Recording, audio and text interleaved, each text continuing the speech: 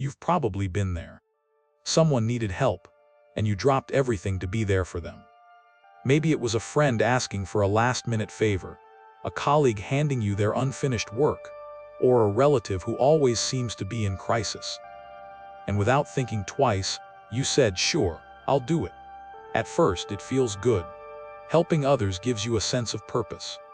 You like the idea of being reliable, the person others can count on. Deep down, you may even believe that the more you give, the more people will love and appreciate you. But here's the hard truth: more often than not, that appreciation never comes.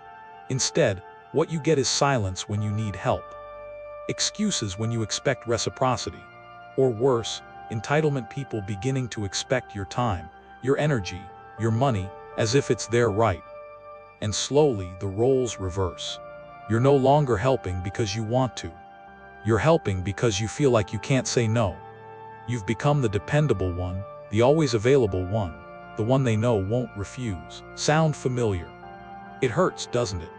That sinking feeling in your chest when you realize your kindness has been taken for granted.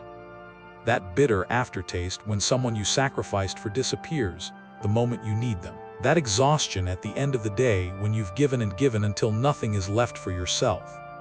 And yet, you keep doing it. You keep saying yes. You keep showing up. Why? Because saying no feels selfish. Because you're afraid of disappointing people. Because you think, if I don't help, who will? But here's where Friedrich Nietzsche's insight cuts through all illusions. Nietzsche once wrote, "No one can build you the bridge on which you, and only you, must cross the river of life." Think about that for a second. If your life is your own bridge, why do you keep letting others walk across it as if it belongs to them? The truth is, when you are always available, you teach people that your time, your energy, your care are not precious. You tell them, without words, you don't need to respect me. I'll always be here, no matter what. And people believe you. They take your generosity as obligation. They see your kindness as weakness. They see your patience as permission to use you. You see, kindness itself is not the problem. Nietzsche wasn't against kindness. What he warned against was the kind of morality that weakens you, the kind that turns you into a tool for others while you abandon yourself. He called this slave morality, when you give up your strength in the name of being good. And that's exactly what happens when you are always available.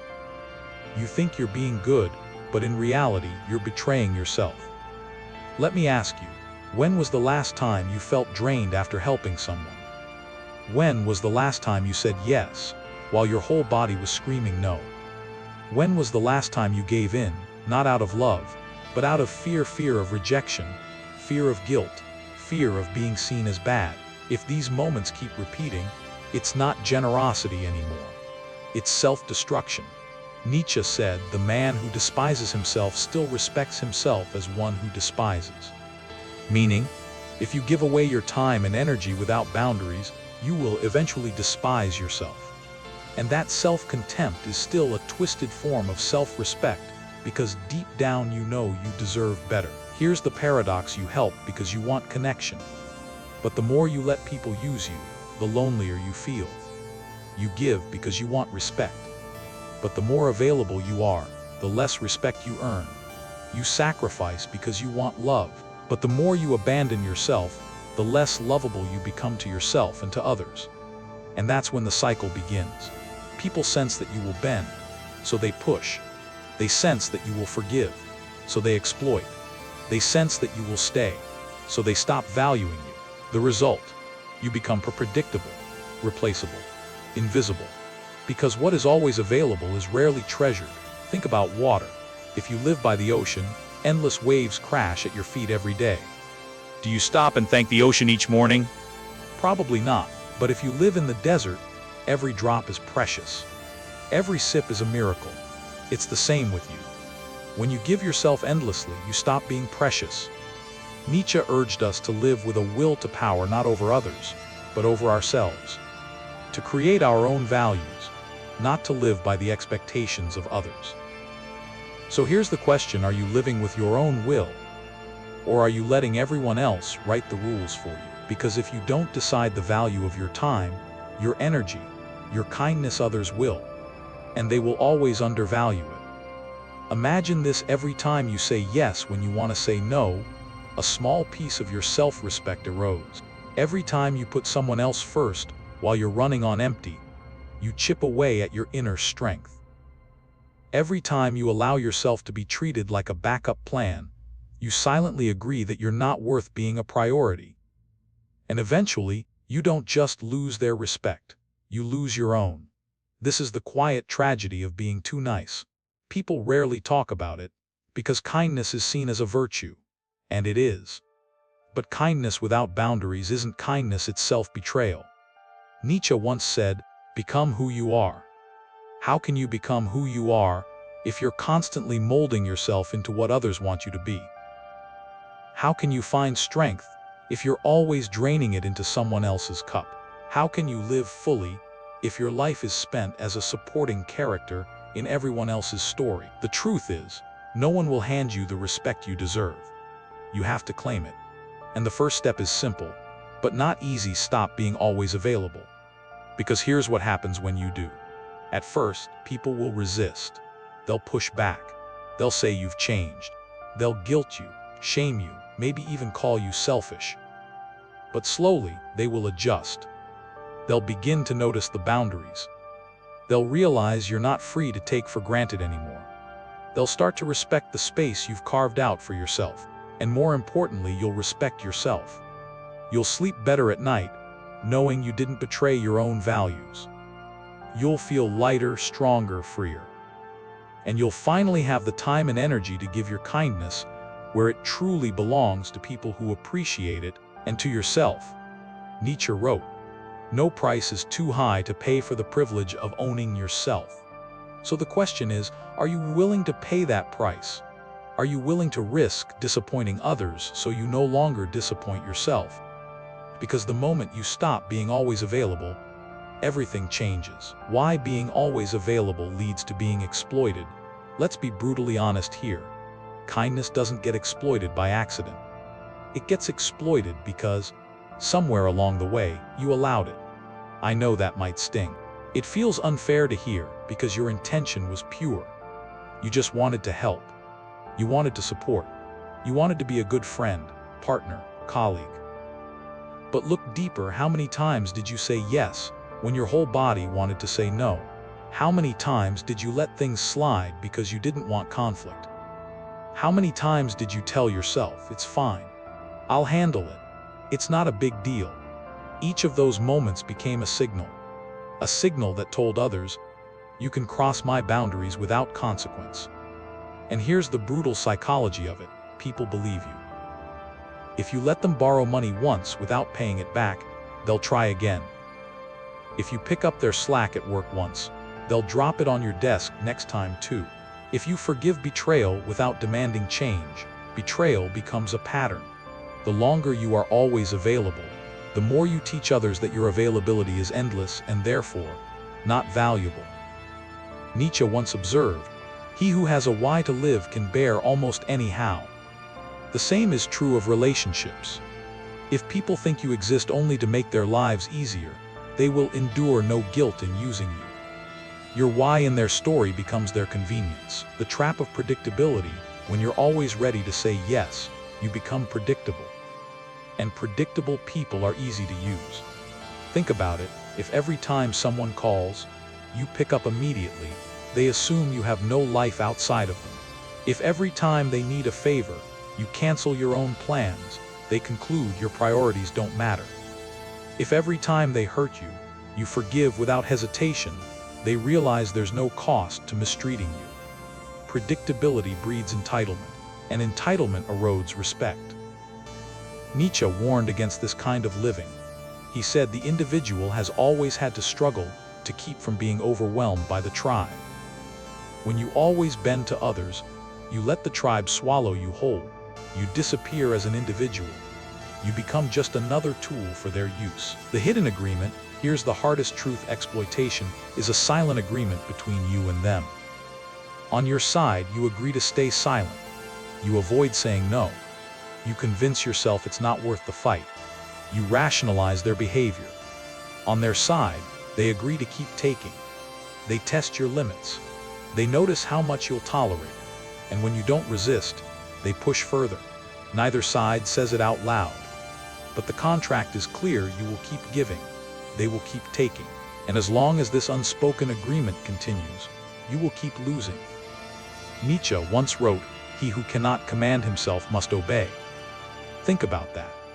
Every time you fail to command your own boundaries, you end up obeying someone else's demands. The emotional cost, being always available, doesn't just drain your schedule. It drains your soul. You start feeling invisible, like your needs don't matter. You carry silent resentment, smiling on the outside, but exhausted inside.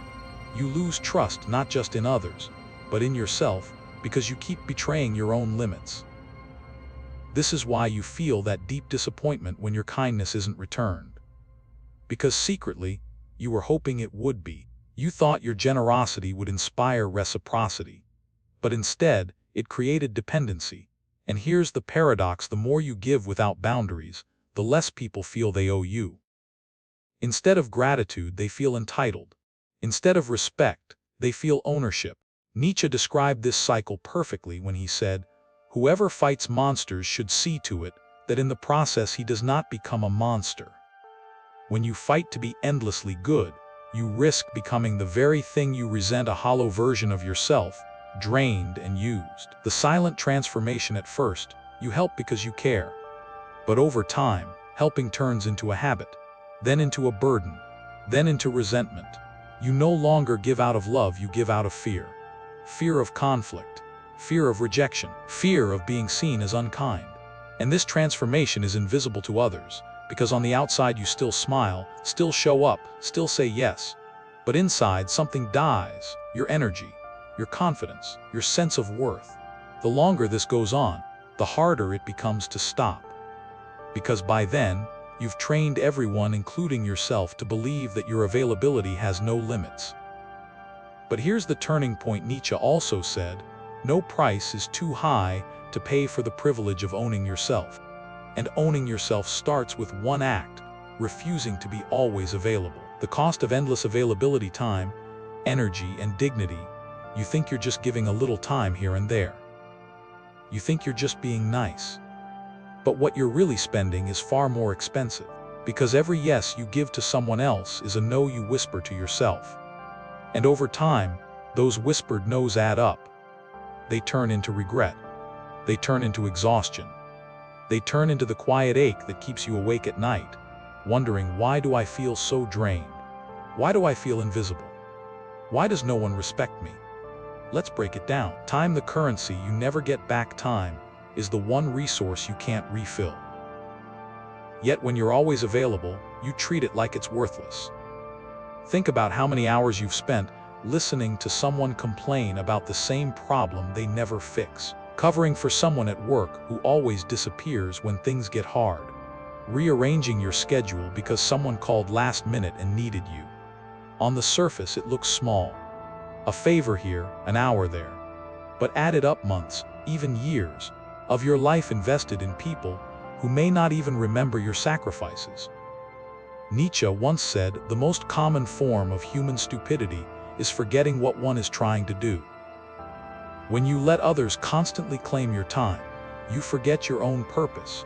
Your days are no longer yours. You're living someone else's schedule. And here's the bitter truth: people who waste your time don't feel guilty. Why? Because you trained them to believe your time doesn't matter. Time is visible, you can count the hours.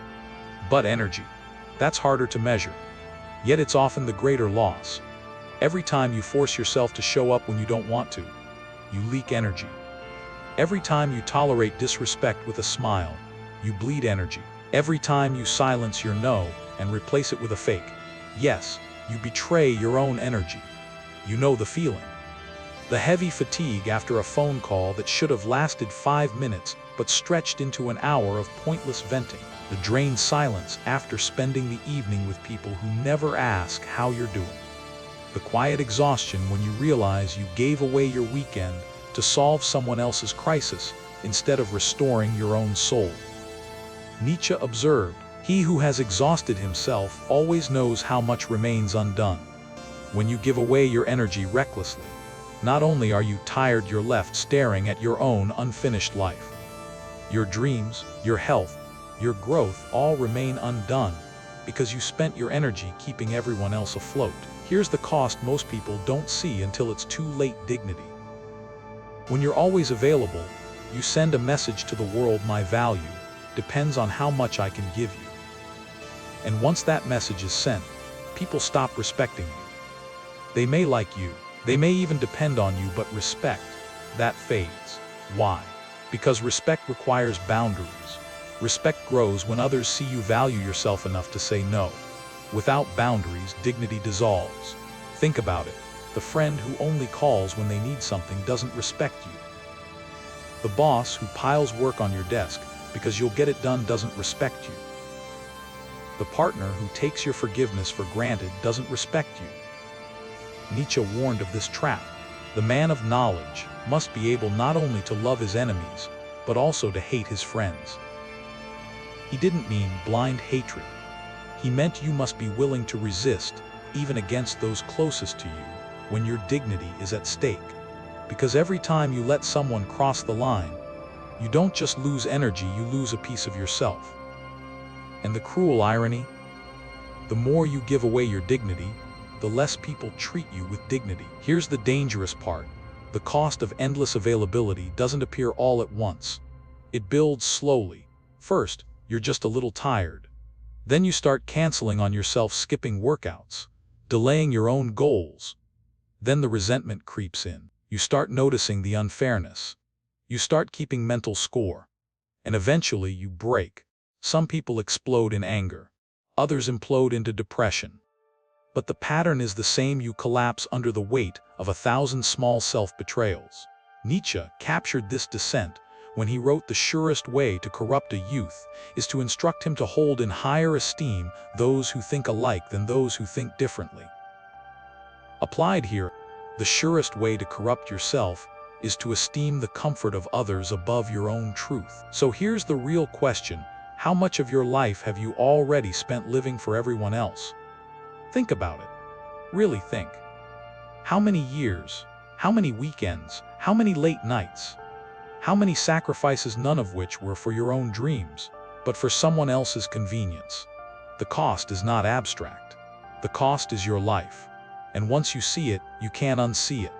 Nietzsche's reminder cuts deep: become who you are.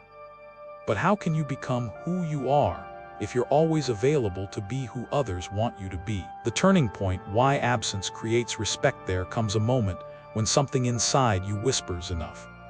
Enough giving without return. Enough being the one who bends. Enough living on call for everyone else's needs.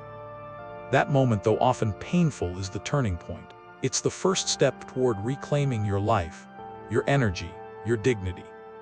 And it starts with something deceptively simple: absence. Because here's the paradox: most people never realize the less available you are, the more valuable you become. Why do people line up for hours to buy a new phone? Why do rare paintings sell for millions? Why do limited editions always seem more desirable? It's not because they're inherently magical. It's because they're scarce. Scarcity creates value, and the same rule applies to you. When you're always available, answering texts instantly, saying yes to every invitation, dropping everything at someone's request, you become ordinary, predictable, easy to access. But when you step back, when you become harder to reach, when your presence is not guaranteed, suddenly, people notice. They lean in. They start to ask, where are they? Why aren't they here? Did I take them for granted? Nietzsche once said, he who has a why to live can bear almost any how. Your why must not be to please others, it must be to grow, to create, to live authentically. And when you live for that why, you naturally stop being endlessly available. Your life takes on direction, and people respect those who are moving with purpose. Respect is born in absence. Think about the people you respect most. Do they beg for your attention? Do they always say yes? Do they hover, waiting for your approval? Of course not. The people you respect are the ones who set standards. They give their time sparingly, and when they do, you value it. They don't explain themselves endlessly. They show up when it matters, not for everything. Your endless availability has been teaching others the opposite lesson, that your time, energy, and presence can be taken for granted. To unteach that, you need to step back. Respect doesn't grow in constant presence, it grows in thoughtful absence. When you pull back, something powerful happens. People are forced to sit with the empty space you leave behind. The friend who always leaned on you starts to realize how much they depended on you. The coworker who dumped tasks on your desk now feels the weight of their own work. The partner who assumed your forgiveness now feels the chill of your silence.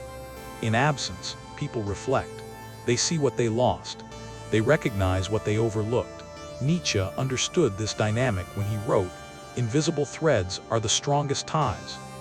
Sometimes, it's not your constant presence, but your absence, the invisible thread that makes people finally feel your importance. Your presence becomes a choice, not an obligation. There's a huge difference between being present because you choose to and being present because you have to. When you're always available, your presence feels obligatory, like background noise. Always there, barely noticed. But when you become selective, your presence feels like a gift. People notice your energy. They appreciate your words. They pay attention when you speak. Why? Because now your presence is a choice. It has weight. It's not guaranteed.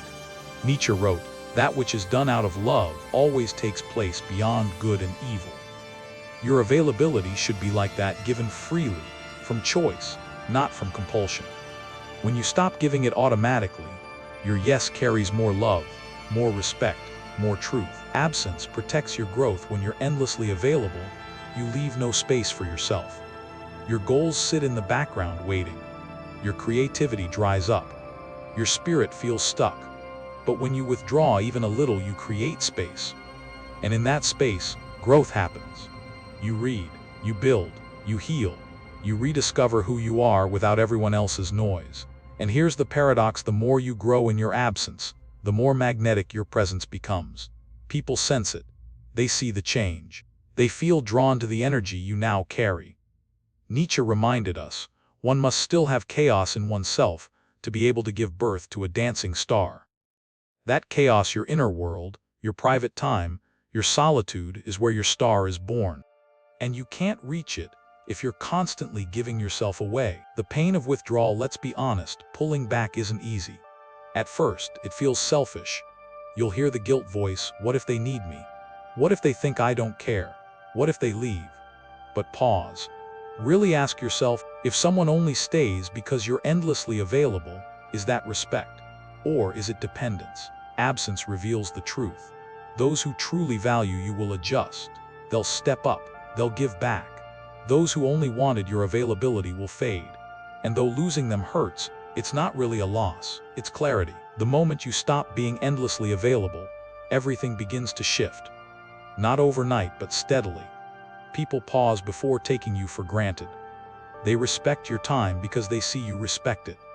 They adjust their tone, their behavior, their presence around you because your absence taught them your worth. And most importantly, you begin to respect yourself. Because finally, your life belongs to you again. Practical boundaries, withdrawing without guilt. One of the hardest things you'll ever do is say no to people who are used to you always saying yes. It feels uncomfortable. It feels selfish. It feels like you're letting them down. But here's the truth: every time you protect your time, your peace, your energy, you're not betraying anyone. You're honoring yourself. Nietzsche once wrote, "Freedom is the will to be responsible to ourselves." That's what boundaries are. Not punishment, not coldness. Responsibility to yourself. Step 1. Know what drains you. Notice the patterns, the late night calls, the endless favors, the friend who only shows up when they need something. If it leaves you exhausted, resentful, or anxious, it's a red flag. That's where you start saying no. Step 2. Keep it simple. You don't owe long speeches or nervous explanations. Every extra word dilutes your strength. A simple "I can't help with that" is enough. When you stop over-explaining, people stop pushing. Step 3. Expect pushback. The moment you stop being endlessly available, some people will resist. They'll question you. They'll guilt you. But that's only because they benefited from your lack of boundaries. Their discomfort is proof you're growing stronger. Boundaries are not walls. They are doors you decide who enters, when, and how far. And when you do, your kindness regains its true power. It is no longer something to be drained. It becomes something rare, respected, and meaningful. The power of selective availability. When you stop being available to everyone, everything changes. Yes, you may lose a few people, but you'll gain back something far more important: your self-respect, your energy, your freedom. And here's the paradox. Once you stop giving yourself away too cheaply, the right people start valuing you more. They respect your time. They respect your no. They respect you. Nietzsche said, "Become who you are." And you cannot become who you are if you keep letting others drain you into someone you're not. So step back when you must. Protect your energy. Let your kindness have weight. Because at the end of the day, your life is not meant to be lived as a resource for everyone else. It's meant to be lived as the truest expression of you. And maybe you're asking yourself now, if I stop being endlessly available, what should I give instead? That's the next step, shifting from being always accessible to being deeply valuable. Because life isn't about how much you give away, it's about what kind of presence you bring when you choose to give. So if this spoke to you, stay with me. Nietzsche's wisdom doesn't just teach us how to step back. It shows us how to step forward stronger, freer, and more respected than before. If this video brought you value, hit like and subscribe. Your support is a huge source of motivation for the road ahead.